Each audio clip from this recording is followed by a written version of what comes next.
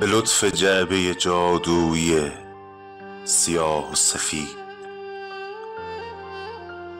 تمام هوش و حواسم به آن سوی دنیاست. چراغ خانه مردم به رغم شب روشن، تنور جام جهانی است شعله‌اش برپاست.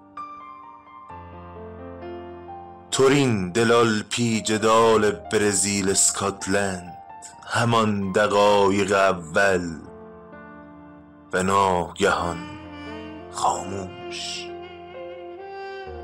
دهان گشود زمین، آسمان به حرف آمد به وقت هیچ کجای جهان، زمان خاموش.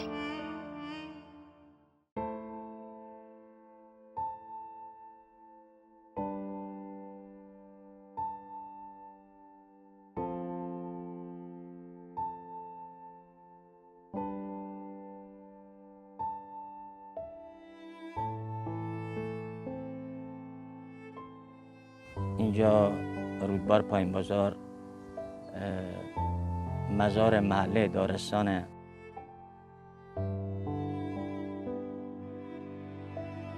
اینجا قبلا زمین فوتبال ما بوده و اینجا ما به فوتبال به والیبال اینجا رو می آوردن جوونا، چون تنها مثلا سرگرمی جوانای ما همینجا ورزش بود، فوتبال بود، والیبال بود.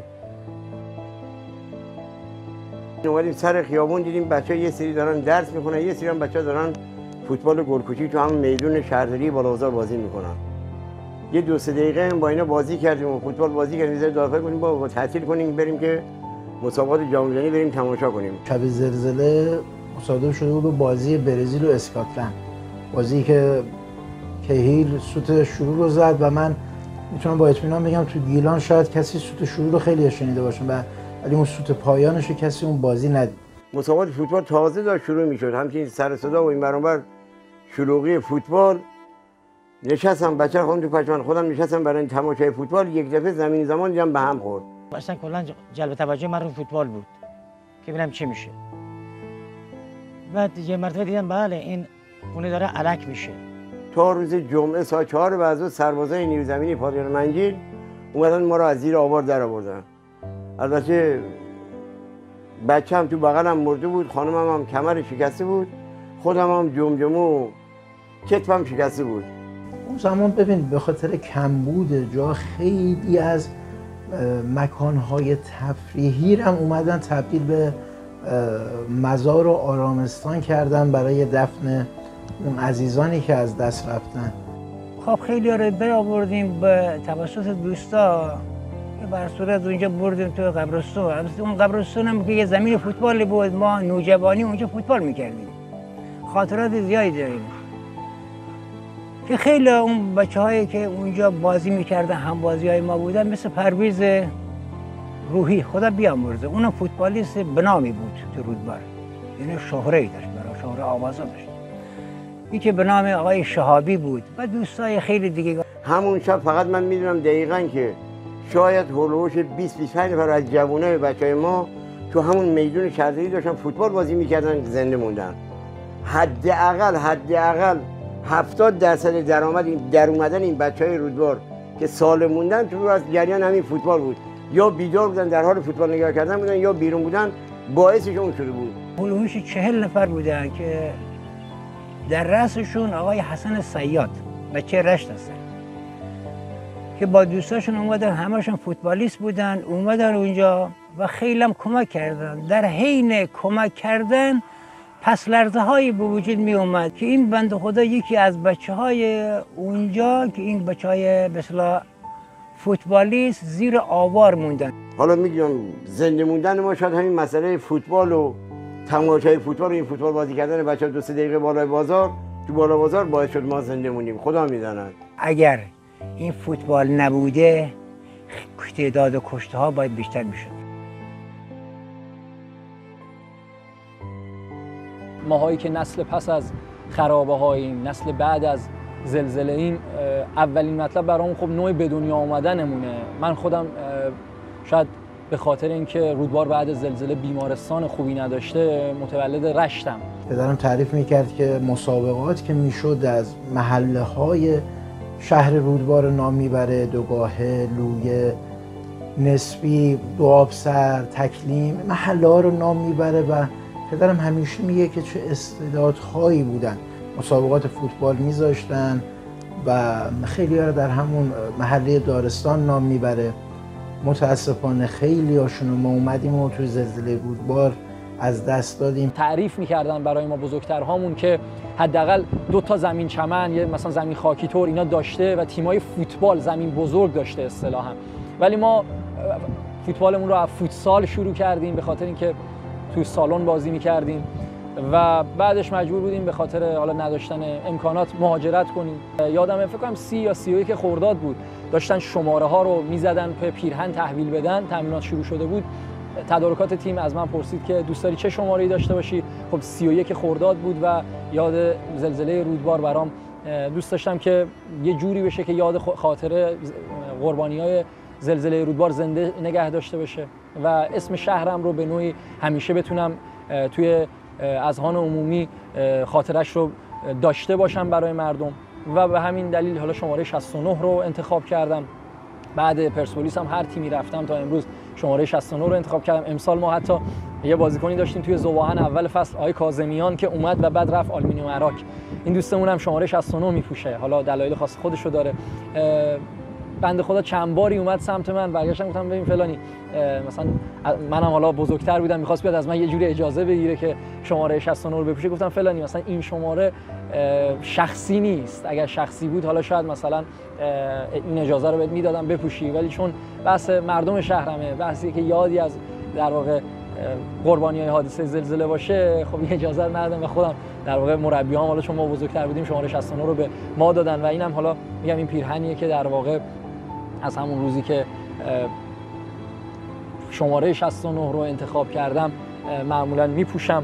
الان هم که وقتی تو مصاحبات یا صحبت هایی که میشه با بازیکن‌های تیم‌های مختلف، حتی تیم‌هایی که در سطح لیگ برتر کشور هستن صحبت میشه، خیلی هاشون رو ما میبینیم که پدرشون اهل رودبار بودن، اعلام میکنن که من گیلانی هستم، اهل شهر رودبار یا اطراف شهر رودبار هستیم و پدرم بعد از زلزله مهاجرت کردن به فلان استان کشور، به فلان شهر استان گیلان و خودشونو یک طورایی رودباری میدونن که حالا بخوایم شاخص‌ترینشون رو نام ببریم علیرضا جهانبخش بود که بازیکن تیم داماش بود. من سال 97 بود کتابی چاپ کردم با اسم پرواز 69 در انتشارات فصل 5 که خب این کتاب در واقع این کتاب پرواز 69 که تو انتشارات فصل 5 چاپ کردم، اون موقع پرسپولیس بودم. حالا خیلی هم استقبال خوبی شده بود توی جشن امضای کتاب و لطف داشتن مردم به ما. تو این کتاب تقریبا 60 تا شعر. من خیلی به نمادها علاقه دارم، شاید به اعداد و نمادها علاقه دارم، همونطور که من عدد 69 رو برشم. شعر 31 این کتاب شعری راجع به زلزله که حالا چرا 31 گذاشتم، شاید حالا به خاطر اون 31 خرداده، مثلا شعر 31 راجع به زلزله است. یه واژه پرواز 69 تو اون شعر هست و من اسم کتاب رو اصلا، کتاب فقط یه شعرش راجع به زلزله است، شعرهای عاشقانه، شعرهای مذهبی داره، ولی حالا باز هم شاید به اون علاقه‌ای که به شهرم دارم دوست داشتم در واقع اون بحث زلزله شهر من یا اصلا اسمی از شهر من دوباره روی زبون‌ها بیفته. من اسم این کتاب رو پرواز 69 گذاشتم. یک مسئله‌ای که منو خوشحال میکنه طرفدار داماش هستم. درسته که من رشت به دنیا اومدم ولی پدرم اهل رودبار هست، من به اون آب و خاک تعلق دارم. داماش یک وجه تشابه بسیار زیبایی داره با شهر رودبار. داماش نام منطقه رودبار زنده نگه داشته و به مانند رودبار که روزی به خاک تبدیل شد و از اون خاک برخاست و دوباره به زندگی برگشت، داماش هم یک زمان نابود شد و مثل ققنوس از خاکستر برخاست و دوباره هویت خودش رو اثبات کرد به ورزش کشور. حالا بیایم رودبار رو اینجوری در موردش صحبت کنیم که اصلا زلزله سال 69 اتفاق نمیافتاد. با شهری مواجه بودیم که خب صنعتش حالا صنعت اصلیش زیتونه و خیلی از استعدادهایی که از همون موقع بودن الان هم هستن، ولی شاید این شهر به نوع دیگری ساخته میشد و بازسازی میشد. یکی از اتفاقاتی که معمولا صحبتش میشه نوع ساختمونسازی های این شهره که بعد زلزله چون مجبور بودن سریع برای مردم خونه بسازن، ما الان اصلا زمین خالی تو این شهر پیدا نمی‌کنیم. بعضی از خونه ها روی کوه ساخته شده، بعضیا به یه شکل‌های عجیب، اصلا جاده ها توی شهر، کوچه ها خیلی عجیب غریب، خیلی مثلا با اینکه تلاش کرده شهرداری شاید تو این سالا بخواد درست کنه این فضا رو، ولی نشده. میگم یکی از مشکلاتی اینه که ما تو این شهر زمین نداشتیم. من یادم ما سالهای سال میگفتیم آقا یه زمین چمن برای ما درست کنید، طرف میگفت زمینشو به ما بده، من برات مثلا زمین چمن درست، استادیوم درست میکنم. شاید اگر این زلزله به وجود نمیومد این شهر زمین به اندازه کافی، حالا عجله‌ای خیلی چیزا ساخته نمیشد، علمی ساخته میشد، زمین تو این شهر به اندازه کافی بود برای ساختن مثلا حالا استادیوم‌های ورزشی، یا نه اصلا نگاهی که به بقیه شهر. الان شما تو استان گیلان نگاه کنید، مثلا آستارا تیم داره، نمیدونم مثلا تالش تیم داره، رشت تیم داره، حالا مرکز استان انزلی تیم داره، فرومن تیم داره، همه شهرهای استان گیلان تیم دارن، استادیوم دارن، فضاهای خوب، ولی خب رودبار از این نعمت محرومه. نمیدونم به قول شاید بشه گفت تو جهان موازی اگر تو رودبار زلزله نمیومد شاید رودبار هم شهر محرومی نبود، شاید رودبار رشد جمعیتش مثبت بود، شاید مردم مهاجرت نمی‌کردن از این شهر و خیلی اتفاقا، خیلی شایدهای دیگه. همون شب که فوتبال تونست جون خیلی از افراد و از زلزله نجات بده که مشابه شما تو سطح جهان دیدیم، کسی چی میدونه؟ از آینده کسی خبر نداره. شاید در آینده باز هم فوتبال بتونه باعث نجات خیلی عظیمی از انسان‌ها تو سطح جهان بشه.